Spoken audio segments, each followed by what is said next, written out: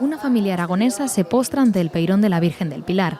Vestidos de pies a cabeza con la indumentaria tradicional, recrea esta escena que el pintor Juan José Gárate inmortalizó en blanco y negro a finales del siglo XIX.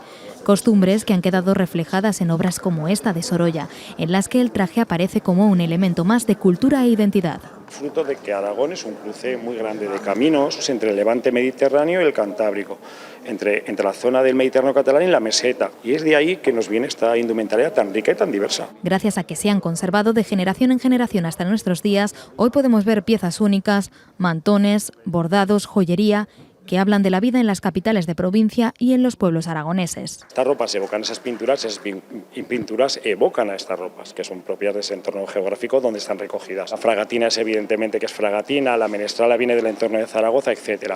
Todos los trajes y todas las piezas que mostramos son originales. En total 15 trajes, una muestra que homenajea la riqueza y la diversidad del vestir tradicional aragonés.